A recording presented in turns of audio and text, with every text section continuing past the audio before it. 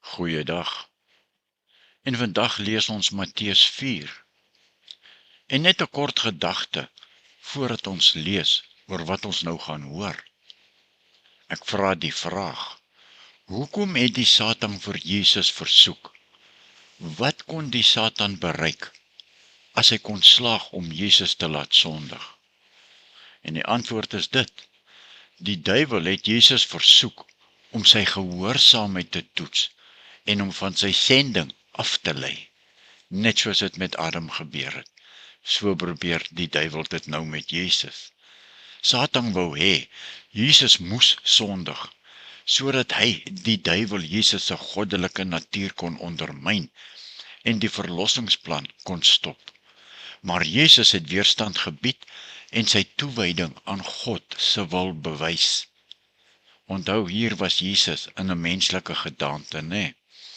Kom ons hoor nou wat die woord ons leer. Ons lees in Matteus 4, 1 tot 25 die volgende. Die eerste punt is die versoeking in die woestyn. Vers 1. Toe is Jesus deur die Gees die woestyn ingelei om deur die duiwel versoek te word.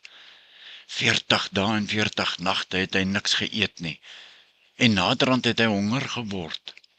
Die versoeker het toegekom en vir hom gesê: as u die seun van God is, sê hierdie klippe moet brood word. Maar hy, Jesus, antwoord: daar staan geskrywe: 'n mens leef nie net van brood nie, maar van elke woord wat uit die mond van God kom. Daarna neem die duiwel hom na die heilige stad toe en laat hom op die hoogste punt van die tempel staan en sê vir hom: as u die seun van God is, spring af. Daar staan mos geskrywe: hy sal sy heilige engele oor jou opdrag gee en op hulle hande sal hulle jou dra, sodat jy nie jou voet teen 'n klip sal stamp nie. Jesus sê vir hom: daar staan ook geskrywe: jy mag die Here jou God nie op die proef stel nie. Toe neem die duiwel hom na 'n baie hoë berg toe, wys hom al die koninkryke van die wêreld met hulle pragt en sê vir hom: dit alles sal ek u gee as u neerval en my aanbid. Maar Jesus sê vir hom: gaan weg, Satan, want daar staan geskrywe: die Here jou God moet jy aanbid en hom alleen dien. Daarna het die duiwel hom met rus gelaat, en daar het engele gekom en hom versorg. Vers 12. Toe Jesus hoor dat Herodes vir Johannes in die tronk laat opsluit het hy na Galilea toe gegaan.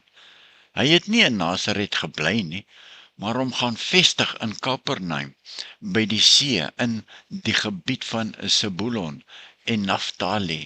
So moes vervul word wat deur die profeet Jesaja gesê is: jy, gebied van Sebulon en gebied van Naftali aan die seekant en oorkant die Jordaan, Galilea waar die heidene woon.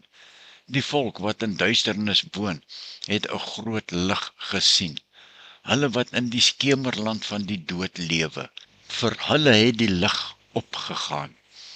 En van toe af het Jesus begin preek en gesê: bekeer julle, want die koninkryk van die hemel het naby gekom. Eendag toe Jesus langs die see van Galilea loop, sien hy twee broers, Simon, wat ook Petrus genoem word, en sy broer Andreas. Hulle was besig om 'n werpnet in die see uit te gooi, want hulle was vissers van beroep. Hy sê toe vir hulle: kom hier, kom saam met my, en ek sal julle vissers van mense maak. Hulle het dadelik die nette gelos en hom gevolg.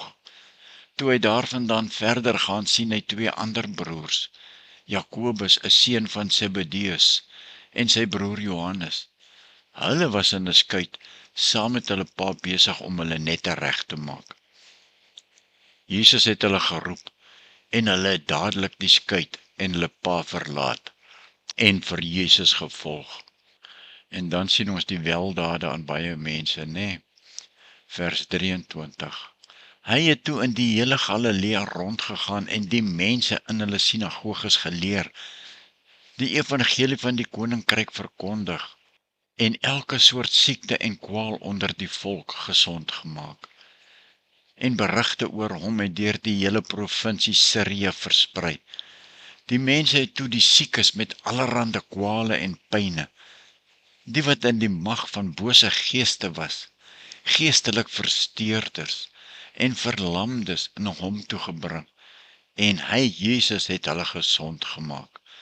Vers 25, groot menigtes uit Galilea, Decapolis, Jerusalem, Judea, en van die oorkant van die Jordaan af, het hom gevolg. Nou wat sien ons in kort oor wat ons nou net gelees het? Hier is die hoofpunte oor Jesus se versoeking deur die duiwel, wat ons ook nou net gelees het.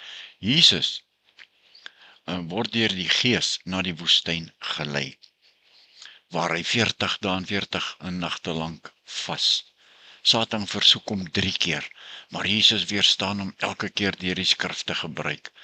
Daai eerste versoeking was mos gewees toe Satan stel voor dat Jesus klippe in brood moet verander, maar Jesus het hom geantwoord: die mens leef nie net van brood alleen nie, maar van elke woord wat uit die mond van God kom, daar in vers 4. In die tweede versoeking aan vers 7, sien ons Satan neem Jesus na die tempel en hy stel voor dat hy afspring. Maar Jesus antwoord: moenie die Here jou God op die proef stel nie. En die derde versoeking daar in vers 10, het Satan bied Jesus al die koninkryke van die wêreld aan, as hy hom, die duiwel, aanbid. Maar Jesus sê: aanbid die Here jou God en dien hom alleen. En hierna het Jesus sy bediening begin.